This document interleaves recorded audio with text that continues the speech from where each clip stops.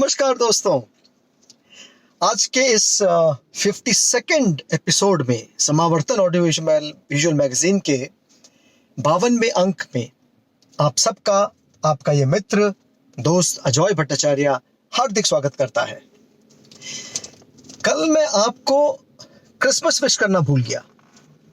Mary Christmas to you all. और हाँ, नया वर्ष आने जा रहा है, तो नए वर्ष के लिए हार्दिक हार्दिक हार्दिक शुभकामनाएं आप सबको। स्टे सेफ, मास्क जरूर पहनिए और एक सोशल डिस्टेंसिंग जो सब कह रहे हैं उसको मेंटेन करिए। आपकी जिंदगी हमारे लिए बहुत कीमती है। आज के इस 52वें एपिसोड में सबसे पहले हम गिरिजेश व्यास जी को आमंत्रण देंगे कि वो महाकवि भास द्वारा लिखित अभिमारक हम लोगों के बीच लेकर के आए। डॉक्टर निवेदिता वर्मा अशोक भूमिदा के कहानी श्रृंखला को आगे बढ़ाएंगी और निरंजन श्रोत्रिय जी अपने युवा कवि को हमारे बीच लेकर के आएंगे। तो दोस्तों, आज के एपिसोड की हम शुरुआत करते हैं। मैं सबसे पहले आमंत्रण दूंगा हरदीप दायले जी को, वो आए और अभिमारक की रूपरेखा देते हुए श्री गिरिजेश व्यास जी को आमंत्रण दें। हरदीप दायले। नमस्कार। समावर्तन ऑडियो विजुअल मैगजीन के भास नाट्य पाठ में मैं हरदीप दायले आप सभी दर्शकों का स्वागत करता हूं, अभिनंदन करता हूं। मित्रों, कल तीसरे एपिसोड में आपने सुना कि किस प्रकार हमारे विदूषक महाराज अभिमारक से नाराज हो जाते हैं। वो क्यों नाराज होते हैं? क्योंकि वो उन्हें अपने मन की बात नहीं बताते, ऐसा उन्हें लगता है, और वो अकेले ही अकेले कन्यापुर में जाने का निर्णय ले लेते हैं। तो इससे भी वो खिन्न हो जाते हैं। उन्हें लगता है यार, मेरे मित्र तो मुझे कुछ समझते ही नहीं है। पर जब उन्हें पता चलता है कि वहां पे इतना खतरा है, तब वो एक बार में मना कर देते हैं कि भैया मैं तो तुम्हारे साथ नहीं जाऊंगा। लेकिन जब उन्हें अंगूठी वाली बात पता चलती है, अंगूठी, अरे भैया वही गायब होने वाली अंगूठी जिसको पहनते ही व्यक्ति गायब हो जाता है, तब तो उसके बाद विदूषक भी वहां जाने के लिए जिद करने लगते हैं और वो कहते हैं कि भैया कन्यापुर तो मैं भी जाऊंगा, क्योंकि मुझे अपनी अंगूठी वहां से वापस लेना है, उस चेटी से मुझे बदला लेना है। वो इस तरीके का वो करके और जाने की जिद पकड़ लेते हैं। तो अभिमारक उन्हें अपने साथ ले जाने के लिए राजी हो जाते हैं। अब देखते हैं आगे क्या होता है। मैं आमंत्रित करता हूं श्री गिरिजेश व्यास जी को।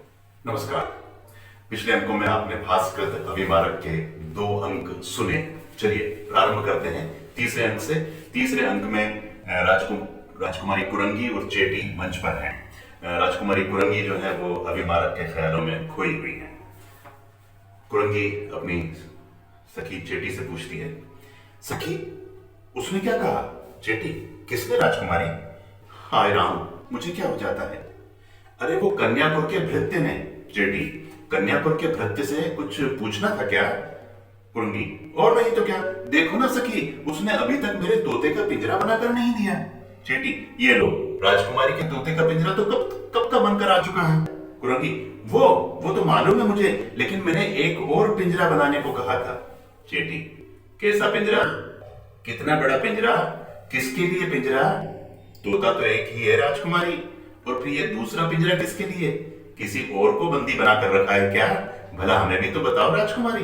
कुरंगी, चल हट, तू बहुत बातूनी हो गई है, ये तो बता अभी क्या समय है। चेटी, प्रदोष गाढ़ा हो रहा है। कुरंगी, तब चलो हम लोग छत पर चलते हैं, मेरा तो यहाँ दम घुटता है। कुरंगी, सखी इस शिलातल पर थोड़ा बैठ लेती हूँ। चेटी, राजकुमारी को जो भला लगे। शिलातल पर बैठते हैं दोनों। चेटी, राजकुमारी अब मैं कहानी कहती हूँ। सखी, मैं जानती हूँ तुम बेसिर पैर की कहानी कहती हो। चेटी, राजकुमारी ये बिल्कुल नई कहानी है। कुरंगी, देख जिद मत कर, मुझको थोड़ा सो लेने दे। चेटी, ठीक है राजकुमारी, तुम आराम से सो जाओ, मुझे तो कहानी कहनी है। आदत जो है, जब तक तुम सोती रहोगी तब तक मैं इस शिलातल से ही कहानी कहती रहूंगी। कुरंगी स्वयं से कहती, पता नहीं क्या कहने पर तुली है। चेटी, काशीराज नाम का एक राजा है, उसके पुत्र का नाम है जयवर्मा। काशीराज ने अपना दूत भेजा राजा कुंती भोज के पास अपने पुत्र के साथ राजा कुंती भोज की पुत्री के विवाह संबंध के लिए। महाराज ने काशीराज दूत का सत्कार किया और वर्ण सामग्री भी स्वीकार कर ली। कुरंगी, क्यों सता रही है मुझे? मनगढ़ंत कहानी सुनाकर मेरी नींद बिगाड़ रही है। तुझे मेरे ऊपर दया नहीं आती? देखना, कुछ भी अच्छा नहीं लगता है। मुझ पर बस इतनी दया कर कि मुझे अकेले ही रहने दे। चेटी स्वयं से बात करती, बेचारी राजकुमारी, धात्री देवी ने कहा था कि मैं राजकुमारी को वो शुभ समाचार दे दूं कि आज रात प्रियतम आने वाले हैं। फिर प्रकट में वो कहती है, सुनो राजकुमारी, मैंने तुम्हें खूब सताया, लेकिन जानती हो क्यों? भला क्यों?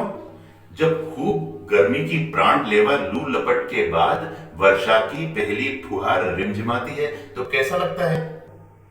कुरंगी, हाय, लगता है जैसे कंठ तक प्राण आकर अंतर की गहराइयों में वापस लौट गया हो। बस राजकुमारी, ऐसा ही शुभ समाचार लाई हूं। कुरंगी, क्या है समाचार? चेटी, ऐसे नहीं बताऊंगी, कान में कहने की बात है। कुरंगी, कलमुही हमेशा बातें बनाती है, कहती क्यों नहीं जल्दी? तो सुनो, कान में कहती है राजकुमारी कुरंगी के। कुरंगी सुन के, हाय राम, मैं मर जाऊंगी, लाज से मुंह ढांक लेती है। दृश्य बदलता है, हाथ में खड़ग और रस्सी लिए चोर के वेश में जो है अभिमारक प्रवेश करते हैं।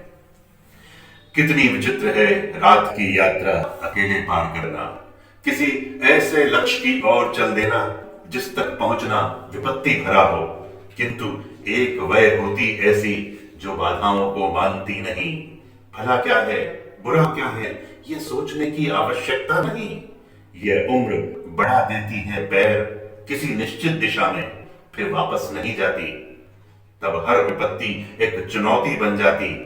मैं पहचानता हूं इस रास्ते को, इस नगर के हर परिवेश से मेरा परिचय गाढ़ा है। हर रास्ते, गली, पगडंडी पर मैं स्वयं चला हूं कई बार। एक ऋषि का श्राप मुझे विशिष्ट जनों की अंतरंग गोष्ठी से अलग कर सामान्य जन की फैलती भीड़ के बीच ले आया है। अब मैं हवा महल में नहीं रहता, मैंने स्वयं सामान्य जन के बदबू भरे शापग्रस्त जीवन से अपनी पहचान बना ली है। आज मैं हर उस पल को पहचानता हूं जिससे मेरा दूर का परिचय तक नहीं था। शाप के पहले यह घिरती हुई आधी रात, बोलता हुआ सन्नाटा और बढ़ते हुए मेरे कदम, मेरी राह में आती हुई नदियां जिनमें अंधकार बह रहा है। यह अंधेरा इतना गाढ़ा है कि इसमें चलकर नहीं, नाव से पार करना होगा। नेपथ्य में जो है स्त्री कंठ का गीत स्वर और वीणा वादन की ध्वनि उभरती है। अभिमारक उस पर अपनी प्रतिक्रिया देते हैं। ये आधी रात का सन्नाटा और परिवेश की सतह पर तैरती है आवाज की एक नाव, जिस पर बैठा है गीत। लेकिन गीत अकेला नहीं, साथ में झंकार भी है। गीत ने चुन लिया है प्रिया को और प्रियतम ने झंकार साधा है। पुरुष के हाथों में वीणा है और स्त्री गा रही है। अभिमारक की दृष्टि जो है प्रेमी युगल पर पड़ती है, जहां नायक अपनी नायिका को मना रहा है। अभिमारक फिर कह उठते हैं, और मेरे रास्ते की एक नायिका बहुत रूठी है अपने प्रियतम से। मैं जानता हूं उस पुरुष को बड़ा अपराधी है, अपनी प्रियतमा से आंखें चुराकर किसी और की आंखों में समा जाना चाहता था। बेचारा पकड़ा गया, और जब प्रियतमा रूठ कर बैठी है, बेचारे प्रियतम बहुतेरी कोशिश करते हैं मनाने की, और मैं जानता हूं प्रियतमा भी मान जाने की बहुत उत्सुक है, लेकिन कह नहीं सकती ऐसा। कैसे कहे? आखिर रूठी जो है बहुत देर से सोच रही है कोई बहाना मिले और रूठने की जमी बर्फ पिघल जाए। सहसा उल्लू की डरावनी आवाज उभरती है और रूठी नायिका डर के मारे अपने प्रियतम से लिपट जाती है। रात का ये पंछी कैसी भयानक डरावनी आवाज चीर कर सन्नाटा जैसे ठहर गई हो। लेकिन अच्छा हुआ ये डरावनी आवाज अचानक ही हाथ लगी उस रूठी नायिका के, और रात बीतने के पहले ही प्रियतम को पा लेने का बहाना हाथ लग गया। और मैं भी तो सोच रहा हूं कब ये फासला तय हो और मेरे हाथ भी एक मानसर बहाना हो। अभिमानक की नजर कुछ लोगों पर पड़ती है जो धीमी आवाज में एक दूसरे से ऐसे बातें कर रहे हैं ताकि किसी को सुनाई ना पड़े। उनको देखकर अभिमानक बोलते हैं, अरे ये लोग कौन हैं? लगता है साथ साथ कुछ करने की, मिल बांट कर बीड़ा उठाने की बात इन सबके मन में है, लेकिन सच्चाई क्या है यह मैं नहीं जानता। केवल एक संशय है, एक अनुमान, मगर मुझे कहां फुर्सत है कि मैं टोक लूं इनका। मुझे तो अपने रास्ते पर चलना है। फिर वो देखते हैं कि किसी एक घर में कोई एक चोर सेंध लगाने की कोशिश कर रहा है। अब क्या करूं, कैसे रोकूं उसको? वह तो चोर है, फिर भी कितना निश्चिंत, कितने मनोयोग से सेंध लगा रहा है, जैसे गृह स्वामिनी उस चोर के स्वागत में आरती लिए खड़ी हो। अब मुझको ही चोर की तरह चोर की नजर बचाकर जाना पड़ेगा, क्योंकि मुझे भी जल्दी है उन तक पहुंचने की। फिर अभिमानक की दृष्टि पड़ती है कुछ रक्षकों की तरफ जो उधर आ रहे हैं। एक और मुसीबत सामने आती है, नगर रक्षकों की टोली जो रात भर जागते हुए पहरा देती है ताकि नगर सुख से सोता रहे, लेकिन मेरे लिए तो यह असुख है।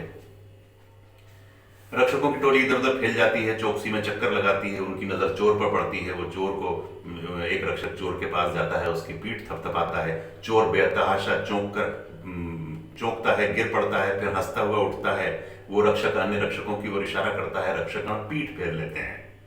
चोर उस रक्षक को मुद्राएं देता है और रक्षक भी अपनी पीठ फेर कर उन खड़े हुए रक्षकों की टोली में शामिल हो जाता है। वे सब चल देते हैं। चोर सेंध लगा चुका है और भवन में प्रवेश कर जाता है।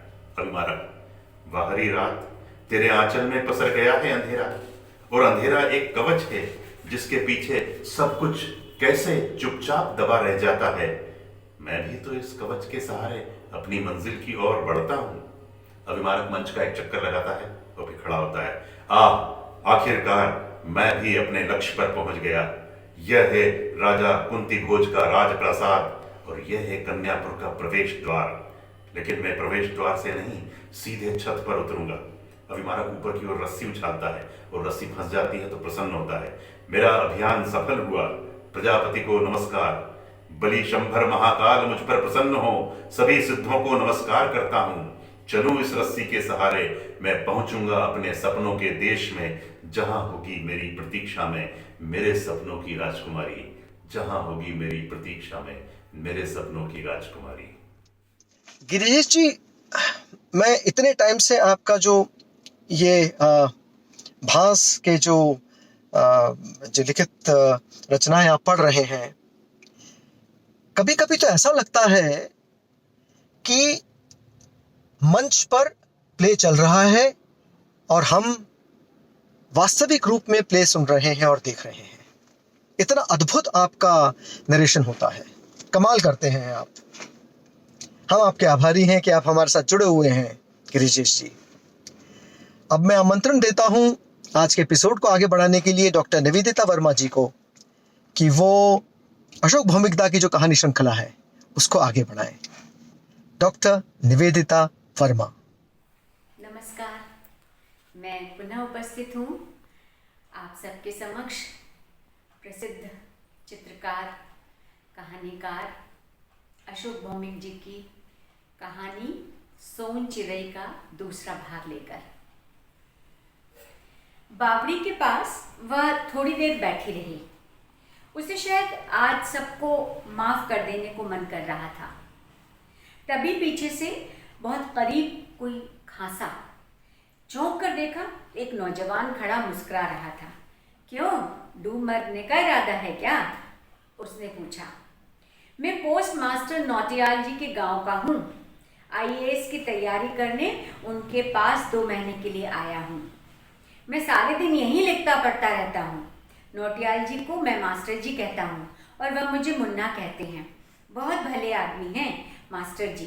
पर आप यहाँ इस वक्त क्या कर रही हैं? बात से बात निकली और दूर तक चलने के लिए चल पड़ी। पर छोटी अपनी बात क्या करती, बस रोती रही। अपनी जिंदगी के पिछले 1 साल में वह बहुत रो चुकी थी, पर आज उसके अपने आंसू उसे खुद ही अपरिचित से लग रहे थे। पहली बार उसे रोते हुए देख इस दुनिया में कोई दूसरा भी रो रहा था। इसके बाद छोटी मुन्ना से 1-2 दिन और मिली। उसने अपने को संभाल लिया था और अपनी पूरी कहानी दोहराकर मुन्ना से सल्फास की बस 5 गोलियां का इंतजाम करने के लिए मदद मांगी थी। पर शायद बात कुछ ज़्यादा ही आगे बढ़ चुकी थी। मुन्ना ने कहा, जीना है तो साथ साथ और सल्फाज गटकना है तो साथ साथ। जहाँ 5 गोली का इंतजाम करना है वहाँ अब 10 सही। छोटी के सालों से सूखे ओंठों पर मुस्कान कौंध गई, साथ ही आंखों के आंसू भी गुम हो गए। जिंदगी खत्म करने के बजाय एक नई जिंदगी की तलाश में वे दोनों अगले ही दिन गांव से भाग निकले। खबर पहुंची तो भाई साहब सबसे ज्यादा परेशान हुआ। अब क्या इज्जत रह गई गांव में मेरी? अब मैं अपने ससुराल वालों को क्या मुंह दिखाऊंगा? कानपुर वालों का बवाल भी अब मुझे ही झेलना पड़ेगा। पैदा होते ही क्यों नहीं मर गई उल्टा। बात कानपुर तक पहुंच गई तो सागर लाल के घर वालों ने कहा, उसके तो लक्षण ही ऐसे थे, वरना भरी जवानी में सागर लाल अपनी जान गंवाता। श्याम सुंदर पंत का कलेक्टर बनने का सपना तो पीछे छूट गया, पर उन्हें जल्द ही टीचर की सरकारी नौकरी मिल गई। श्याम सुंदर नीरजा को लेकर झांसी चले गए। गोद में तब अमल आ चुका था। झांसी में ही नीरजा ने MA B.Ed किया और झांसी में ही कमल का भी जन्म हुआ। श्याम सुंदर जी का तबादला चांदगढ़ हो जाने के बाद नीरजा को भी चांदगढ़ के स्थानीय महिला विद्यालय में हिंदी टीचर की नौकरी मिल गई थी। यह उस बांझ कर्मजली की कहानी थी जिसके 2 बच्चों के पिता ने मुझे बनारस के अस्पताल के बाहर एक टीन के छप्पर तले बैठ उस रात सुनाया था। तब बनारस में सुबह हो रही थी। अस्पताल के वार्ड के अंदर हमें जाने नहीं दिया गया था। बेड पर बेहोश पड़ी नीरजा को दरवाजे के बाहर से देखते हुए श्याम सुंदर ने मुझसे कहा था, भैया आज भी हमारी शादी नहीं हुई है, उसे जाने मत दीजिएगा। अगर जाना ही है तो शादी करके जाएगी नीरजा। किसकी ऐसी हरकत के लिए हमारे बीच एक शब्द प्रचलित था, बौराना। पर फिर भी मुझे नहीं लगा कि श्याम सुंदर बौरा रहे हैं। मैं ठहरा एक देशी कंपनी का मेडिकल रिप्रेजेंटेटिव। मेरे साधन और साध्य इतने सीमित थे कि मैं श्याम सुंदर की क्या मदद कर पाता। फिर भी पंगा लेने की हिम्मत करने की वह उम्र थी मेरी। सो मैंने तय कर लिया, भैंसा सीन यमराज महाराज की लालच भरी आंखों में मिर्ची झोंक दूंगा, पर नीरजा जी को यूं नहीं जाने दूंगा। नीरजा जी के इलाज में बनारस के तमाम मेडिकल रिप्रेजेंटेटिव दोस्तों ने रात दिन एक कर दिया था। अस्पताल के पास लंका में मेरे दोस्तों का मकान था, वहीं मैं और श्याम सुंदर टिक गए थे। पूरे 7 दिनों बाद जब हम वापस चांदगढ़ लौटे तो मैं उस परिवार से यूं जुड़ गया था कि मानो मैं श्याम सुंदर और नीरजा जी को बचपन से जानता था। इस घटना के बाद मैं ज़्यादा दिन चांदगढ़ नहीं रह पाया। मेरा तबादला इलाहाबाद हो गया था। दिन बीते, साल बीते, पर श्याम सुंदर और नीरजा जी की प्रेम कथा मैं भूल नहीं सका। कभी कभार वे याद आते रहे, पर मैंने इस प्रेमी युगल की प्रेम कथा का कभी किसी से जिक्र नहीं किया। यूं ही वक्त बीतता गया और 1991 को मेरा तबादला कलकत्ते में कंपनी के विज्ञापन विभाग में हो गया। चांदगढ़, शाहजाबाद, इलाहाबाद आदि की बस यादें ही यादें थीं जो साथ चली आई थीं। शायद 1995-96 का समय था। कलकत्ता के ऑफिस के पते पर पहल का ताज़ा अंक मिला। सोचा घर ले जाकर पढ़ूंगा, पर अचानक नज़र पड़ी तो जितेंद्र श्रीवास्तव की एक कविता पर सोन चिड़ई पढ़ने बैठ गया और 1 बार 2 बार न जाने कितनी बार पढ़ गया इसे। यह कविता सुल्तानपुर में शादी के वक्त गाए जाने वाले एक सोहर पर आधारित थे। पर मुझे लगा कि जितेंद्र भाई नीरजा को जानते थे, श्याम सुंदर को पहचानते थे। जितेंद्र श्रीवास्तव की कविता सोन चिड़ई यूं खत्म होती है। वह स्त्री थी और स्त्रियां कभी बांझ नहीं होती। वे रचती हैं तभी हम आप होते हैं, तभी दुनिया होती है। रचने का साहस पुरुष में नहीं होता, वे होती हैं तभी स्त्रियां होती। तभी पुरुष होते। 2005 में लाहौर गया था। मेरे चित्रों की एकल प्रदर्शनी थी। मुझसे लाहौर के नेशनल कॉलेज ऑफ आर्ट्स की अध्यक्षा ने आग्रह किया था कि मैं अपनी पेंटिंग के बारे में विभाग के छात्र छात्रों के बीच अपनी बात रखूं। लाहौर प्रदर्शनी में मेरी एक पेंटिंग शामिल थी जिसका शीर्षक था सोन चिरई। सो मैंने जितेंद्र श्रीवास्तव की सोन चिरई कविता के पाठ से ही अपना वक्तव्य शुरू किया था। नेशनल कॉलेज ऑफ आर्ट्स के सभी छात्र छात्राएं सोन चिरई को पहले से ही जानते थे। सोन चिरई किसी सुल्तानपुर जिले की और औरतों की ओठों में सदियों से सोहरों में जीती किसी काल्पनिक नायिका का नाम नहीं था। सोन चिरई भरतपुर और चांदगढ़ से लेकर लाहौर तक के लाखों घरों में आज भी जन्म लेती है। आज भी हजारों सोन चिरई हर साल आग में जलकर, पानी में डूबकर या सल्फास की गोली गटक कर मरती हैं। आज भी पुरुषों को यह हक है कि सोन चिरई के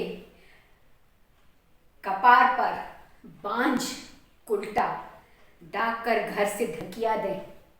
आज भी उनके घर पर होने से परिवार का बना बनाया काम बिगड़ जाता है।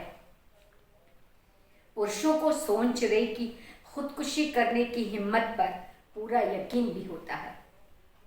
मैंने चांदगढ़ की सोन चिरई को बीएचयू के अस्पताल में उनके इलाज के 7 दिनों के दौरान बहुत करीब से जाना था। निमंत्रण तो मिला था, पर कामकाज के फंसे रहने के चलते अमल और कमल की शादियों में चाहकर भी शामिल न हो सका। पता चला था कि कमल उत्तर पूर्वी प्रदेश के किसी बड़े ज़िले का जिलाधीश था और अमल मुंबई मेडिकल कॉलेज के सर्जरी विभाग का नामी डॉक्टर।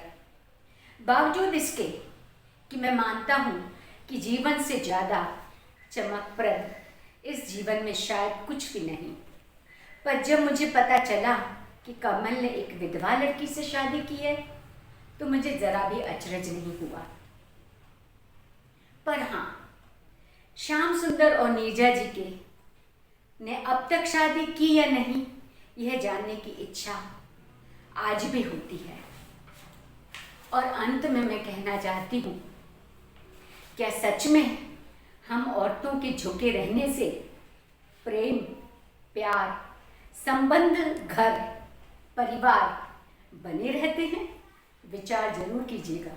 नमस्कार। हमेशा की तरह मैं अपने मित्र निरंजन श्रोत्री भाई को आमंत्रण देता हूं। आइए निरंजन भाई, अपने युवा कवि को लेकर के आइए और कुछ बड़ी बढ़िया कविताएं आज हमें फिर सुनाइए। श्री निरंजन श्रोत्री जी।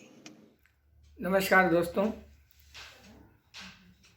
आइए आज सुनते हैं मिथिलेश कुमार राय की कविताएं। इससे पहले कि हम मिथिलेश कुमार राय की कविताएं सुने, मैं आपको बता दूं कि ये दोनों वीडियो जो मैंने बनाए हैं कल और आज, शनिवार और रविवार का, ये बहुत ही असाधारण, बहुत ही एबनॉर्मल परिस्थितियों में बनाए हैं। ये परिस्थितियाँ क्या थी ये मैं कभी बाद में बताऊंगा आपको।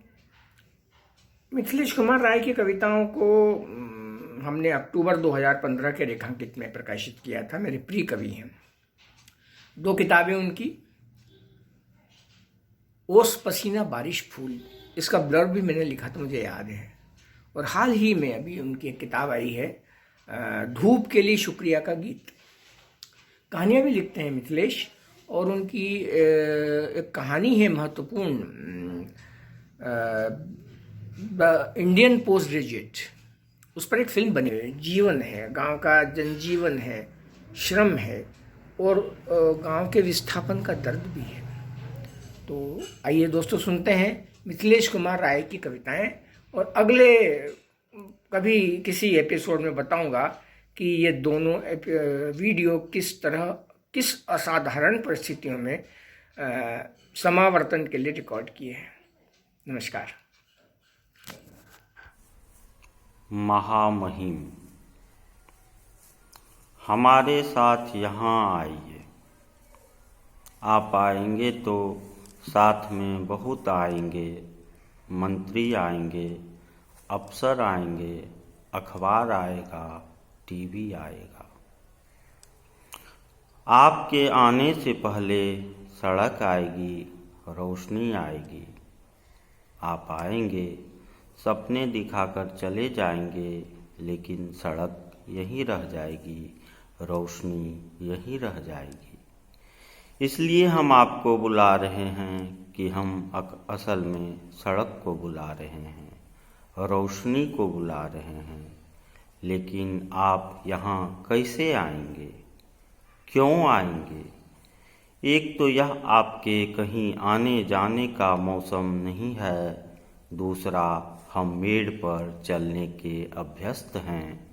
मेड़ पर चलकर आप कैसे आएंगे? आप गिर पड़ेंगे।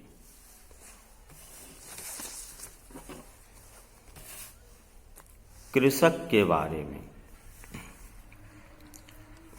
दाने के बारे में चिड़ियाँ जिस तरह से सोचती होगी, तितलियाँ उस तरह से नहीं सोच पाती होंगी।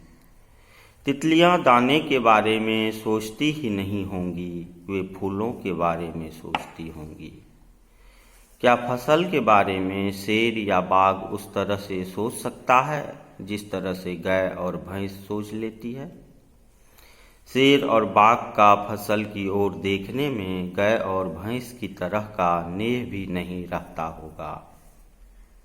कृषक के बारे में जैसा हम लोग सोचते हैं, आप लोग वैसा क्यों नहीं सोच पाते हैं?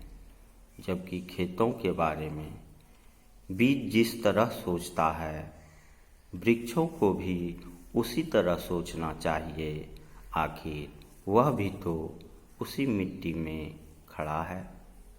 आज का ये 52nd एपिसोड हम पूरा करें, उसके पहले मैं एक बार फिर मेरे सारे दर्शक मित्रों को कहना चाहूँगा, please stay safe, wear a mask and keep social distancing. मेरी ये बात याद रखिएगा। अगर आप हमारे साथ आगे भी जुड़ना चाहते हैं तो सब्सक्राइब करिए, हमें बेल आइकन ज़रूर दबा दीजिए, नोटिफिकेशंस आप तक पहुंच सकेंगे। और जैसा कि आप हमको कमेंट्स वगैरह लिखते रहते हैं, अगर आपने नहीं लिखा है आज तक, लिखना चाहते हैं तो हमारा एड्रेस नोट करिए। हमारा वेबसाइट है www.samavartan.com। हमारा ईमेल आईडी है samavartan145@gmail.com। यूट्यूब पे और फेसबुक पे तो आप हमको देखते रहते हैं। तो दोस्तों, आज का 52nd एपिसोड यहीं पूरा करता हूं। अगले सप्ताह फिर आपसे मुलाकात होगी। तब तक के लिए मेरा इंतजार करिएगा। नमस्कार।